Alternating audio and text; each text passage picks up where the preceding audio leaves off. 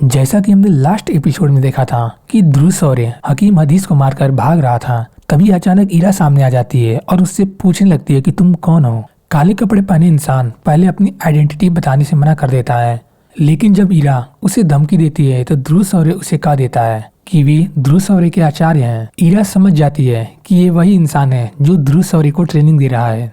इरा उन्हें धन्यवाद करती है और ये प्रॉमिस लेती है कि वो मेरे बारे में ध्रुव शौर्य को न बताए कि उसने हकीम अदीस को मारा है। फिर इरा उनसे विदा लेकर वहाँ से चली जाती है और फिर ध्रुव शौर्य इरा को प्यार से जाते हुए देखने लगता है। आचार्य ये देखकर समझ जाते हैं। तभी आचार्य ध्रुव से कहते हैं कि अगर तुम इमोशन को ट्रेनिंग के बीच में ले आओगे तो तुम भटक जाओगे। ध्रुव शौर्य चिढ़कर कहता है, आखिर आपको सबसे क्या दिक्कत है। तभी आचार्य कुछ सोचकर ध्रुव शौर्य से पूछते हैं कि अगर कुछ दिक्कत हुई और हम दोनों के बीच किसी एक को चुनना हो तो तुम किसको चुनोगे। ध्रुव शौर्य यह बात कहकर टाल देता है कि कभी कोई दिक्कत होगी ही नहीं। वहीं अब्राल अमीस हकीम अदीस को मरा देखकर यह समझ जाता है कि यह जिस तरह मरा है इसके पीछे जरूर शौर्य दल का हाथ होगा, क्योंकि शौर्य दल अब्राल अमीस के नाक के नीचे से हकीम अदीस को मार देता है, जिस पर अब्राल अमीस काफी नाराज हो जाता है और शौर्य दल से बदला लेने का सोचता है। वहीं दूसरी तरफ ध्रुव शौर्य आचार्य के बताए तरीके के अनुसार दवा लेकर ट्रेनिंग करने लगता है। आचार्य कहते हैं इस तरह के ट्रेनिंग में अगर तुम आधा अधूरा छोड़ देते हो तो आगे तुम्हारे ट्रेनिंग में प्रोग्रेस करना काफी मुश्किल हो जाएगी। वहीं दूसरी तरफ शौर्य दल के अंदर जब सब अपने अपने काम कर रहे थे, तभी अचानक वहाँ अब्राल अमीस अपने सैनिकों के साथ तीर चलाने लगता है और कई सारे शौर्य दल के सैनिकों को मार देता है। तभी वहाँ अरिंद्र शौर्य आ जाते हैं और अब्राल अमीस से इस बदतमीजी का वजह पूछते हैं। अब्राल अमीस कहता है कि ये सब तुम अपने बेटे ध्रुव से क्यों नहीं पूछते।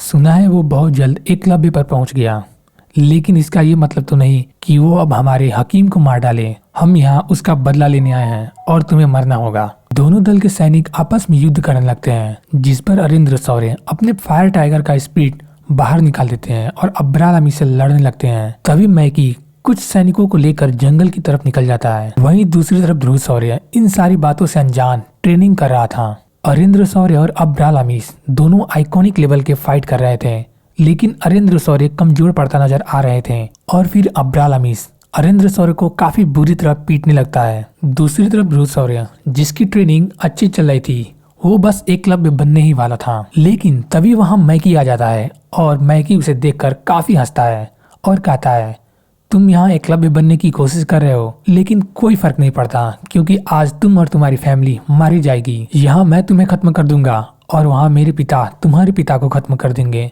ध्रुव शौर्य को अपनी ट्रेनिंग बीच में ही रोकनी पड़ती है क्योंकि वे अपने पापा को नहीं खो सकता। ध्रुव शौर्य आचार्य की मदद से सबको एक ही बार में दूर फेंक देता है और फिर जल्दी से शौर्य दल जाने लगता है, लेकिन आचार्य उससे रोक देते हैं और कहते हैं कि अगर तुमने जल्दी से अपनी ट्रेनिंग पूरी नहीं की तो तुम आगे एकलव्य नहीं बन पाओगे। जिस पर ध्रुव कहता है कि अगर मैं एकलव्य बन गया तो क्या फायदा कि मेरे पिता इस दुनिया में नहीं रहेंगे, सबसे पहले मुझे उन्हें बचाना होगा। आचार्य ध्रुव शौर्य को भावनाओं में न बहने के लिए कहते हैं और उससे बताते हैं कि अगर तुम आगे प्रमोट नहीं होगे तो मैं तुम्हारे शरीर के अंदर ज्यादा समय तक नहीं रह पाऊंगा। इस दुनिया में सिर्फ पावर ही राज करती है, जिसके पास ज्यादा पावर है उसे यहाँ पूजा जाता है।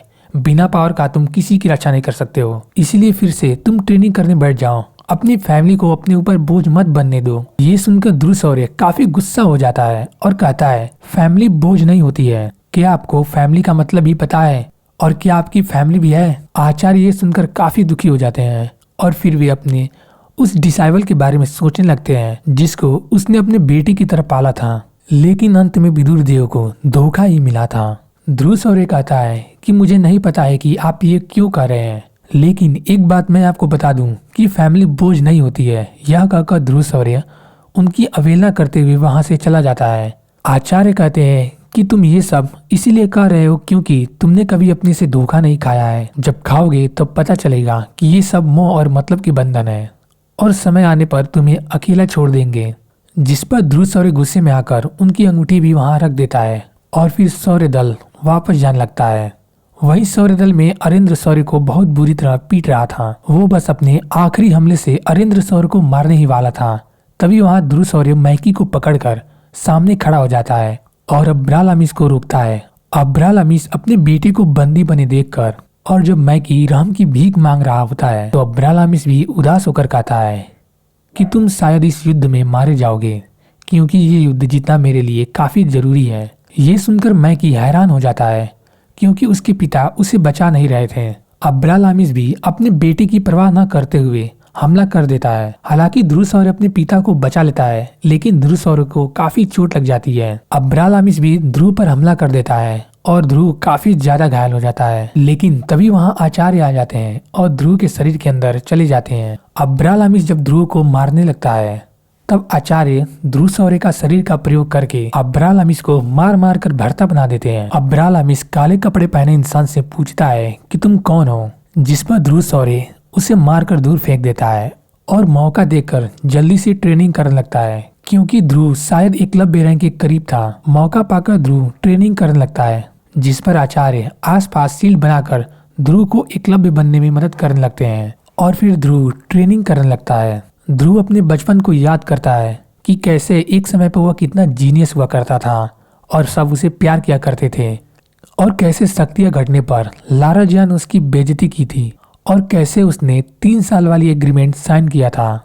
अब ध्रुव फाइनली एकलव्य बन जाता है और खड़ा होकर अब्राल को एक पंच मारता है, जिससे अब्रालामिस राख बनकर वहीं धूल में मिल जाता है। ध्रुव अपने पिता के पास जाकर उन्हें संभालता है, फिर उन्हें अपने आचार्य के बारे में बताता है और कहता है कि उन्होंने ही हमारी मदद की है, जिस पर अरिंद्र शौर्य आचार्य को प्रणाम करते हैं और उनकी मदद के लिए धन्यवाद कहते हैं। हालांकि ध्रुव के सिवा उन्हें कोई नहीं देख सकता है, बाकी लोग उन्हें सिर्फ सुन सकते हैं। आचार्य अरिंद्र से उसके बेटे की तारीफ करते हुए कहते हैं कि ध्रुव काफी जीनियस है और इसे ट्रेनिंग के लिए मैं बाहर ले जाना चाहता हूँ, इसीलिए मैं तुमसे परमिशन लेने के लिए यहाँ आया हूँ।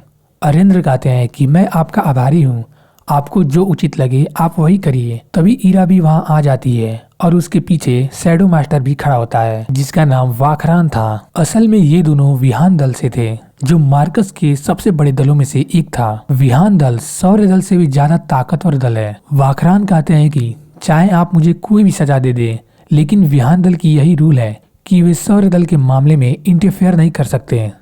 इरा वाखरान को धमकाते हुए कहती है कि तुम्हें खुशी होनी चाहिए कि ध्रुव सही सलामत है। अगर उसे कुछ हो जाता तो तुम्हें भी पता है ना कि उसका अंजाम क्या होगा। वहीं ध्रुवसौर्य और आचार्य आपस में बातें करते हैं, जिस पर ध्रुवसौर्य उनसे पूछता है कि आप हमारे टीचर क्यों बने हैं। आचार्य उसे सच बता देते हैं और कहते हैं कि मुझे एक आत्मा बनकर आना पसंद नहीं है। मैं जब मरा था तो मैंने अपनी आत्मा इस अंगूठी में डाल दी थी, क्योंकि मैं किसी आम लोग से ज्यादा शक्तिशाली हूँ, इसीलिए मैं ऐसा कर पाया हूँ। वापस मेरे शरीर लेने के लिए एक ताकतवर शरीर चाहिए होगा, और ये वही कर सकता है जो बहुत ज्यादा शक्तिशाली हो और एक बहुत ताकतवर हकीम हो। इसीलिए मैं तुम्हें ट्रेनिंग दे रहा हूँ, लेकिन मैं तुम्हारे पर कभी दबाव नहीं डालूंगा कि तुम मेरे लिए शरीर बनाओगे या नहीं। आचार्य कहते हैं कि आज से तुम्हारी ट्रेनिंग चालू हो जाएगा। फिर आचार्य ध्रुव को तकनीक दिखाते हुए कहते हैं कि पहली तकनीक आग की लहर है और दूसरी तकनीक फ्लेम मंत्रा। तुम इन दोनों तकनीकों में किसको सबसे पहले सीखना चाहते हो? जिस पर ध्रुवसौर्य फ्लेम मंत्रा पकड़ता है, जिसे देखकर आचार्य कहते हैं ये एक ऐसी तकनीक है जिसकी सहायता से कई सारी दिव्य रोशनियों को एक ही शरीर में काबू किया जा सकता है, जिसकी सहायता से तुम काफी ताकतवर हो जाओगे। अगर तुम फ्लेम मंत्र को अच्छे से सीख जाते हो तो तुम इस मार्कस में सबसे ताकतवर बन जाओगे, लेकिन इसमें जान जाने की भी खतरा होती है।